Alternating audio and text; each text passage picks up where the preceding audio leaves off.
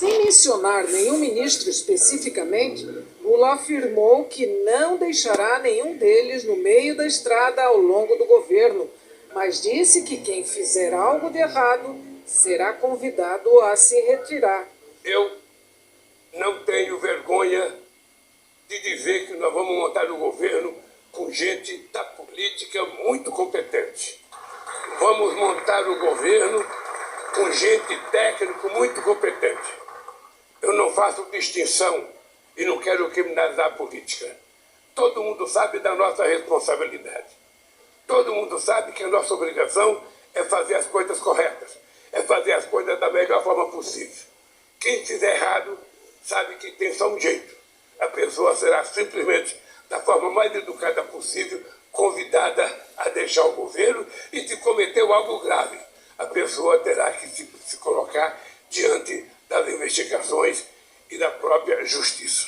E eu só tenho um compromisso com esse país. Primeiro, ser honesto com o povo brasileiro e ser leal e honesto com vocês. Lula dedicou boa parte da fala para defender que os ministros mantenham uma boa relação com o Congresso e que atendam em seus gabinetes parlamentares de todos os partidos. O presidente reforçou que as pautas do governo dependem do Congresso e voltou a dizer que a negociação política é benéfica e não pode ser ignorada. Muitos de vocês são resultados de acordos políticos, porque não adianta a gente ter o governo tecnicamente mais formado em Harvard possível e não ter um voto na Câmara dos Deputados e não ter um voto no Senado. É preciso que a gente saiba que é o Congresso que nos ajuda. Nós não mandamos no Congresso.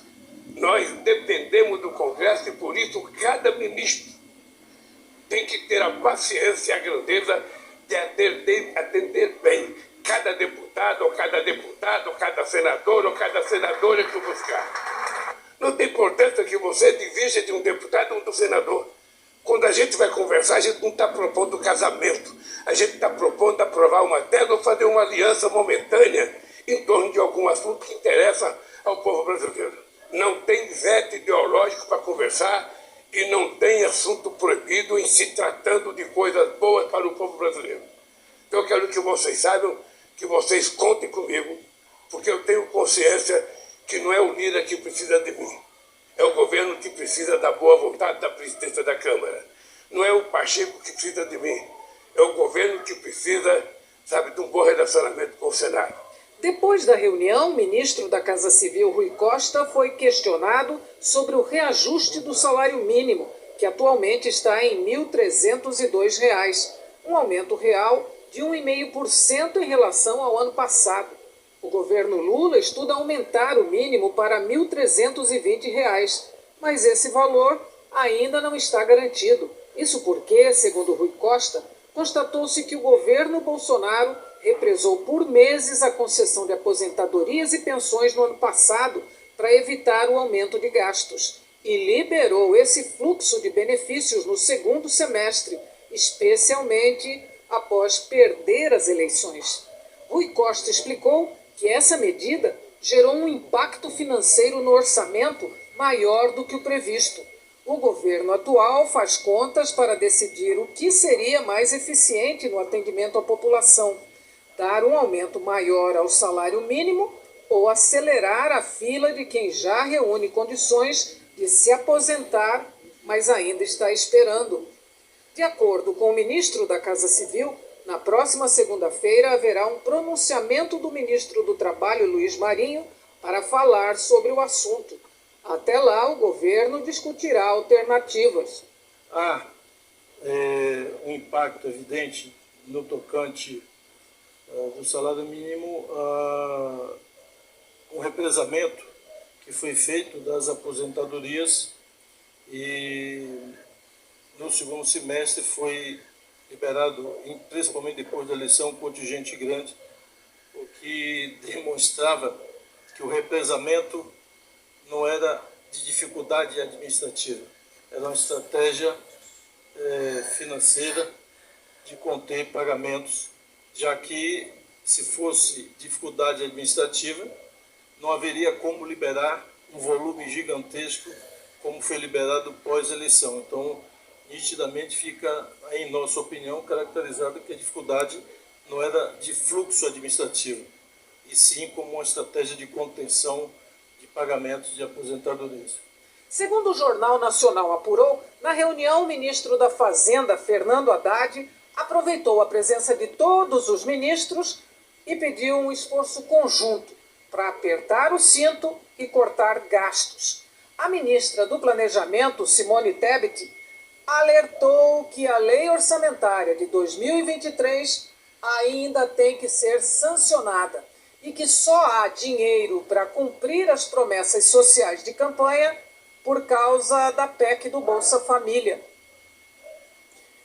O ministro da Educação, Camilo Santana, anunciou hoje os nomes que vão compor a equipe da pasta. Dos 11 integrantes, 8 são mulheres. A ex-governadora do Ceará, Isolda Sela, será secretária executiva do MEC. Fernanda Pacobaíba vai comandar o Fundo Nacional para o Desenvolvimento da Educação. Santana reafirmou que garantir escola integral para crianças e adolescentes é uma prioridade da equipe. Disse que não há um estoque de doses pediátricas para crianças de até 11 anos. Por isso, ela teve reuniões hoje com a Pfizer. Etel está negociando a antecipação da entrega de 4.500.000 doses da Pfizer para crianças de 5 a 11 anos. A previsão de entrega hoje é fim de janeiro e o governo quer que cheguem já nos próximos dias. A secretária também quer antecipar mais 3.200.000 doses de Pfizer Baby para o público de 6 meses a 4 anos. A secretária de Vigilância em Saúde afirmou que é importante completar um esquema mínimo de vacinação para se ter uma proteção efetiva contra a Covid. 3 doses, as 2 primeiras e mais uma de reforço. Hoje, em todo o país, mais de 100 milhões de pessoas ainda não tomaram essa dose de reforço. Etel Maciel disse também que as vacinas disponíveis hoje nos postos de saúde são eficazes contra a nova subvariante da Omicron, que tem uma alta taxa de transmissão.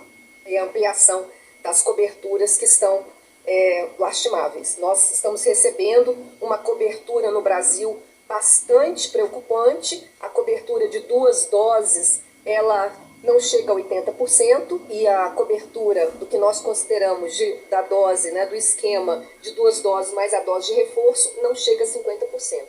Então isso é gravíssimo nesse cenário que se apresenta principalmente de uma nova variante que tem aí uma alta transmissibilidade. A secretária disse que para quem tem mais de 12 anos, há vacinas disponíveis em estoque. Segundo ela, o gargalo encontrado está na distribuição, que deve ser normalizada nos próximos dias. Etel já se reuniu com o CONAS, o conselho que representa os secretários de saúde dos estados, e o CONASEMS, dos municípios, para tentar acertar a logística de entrega.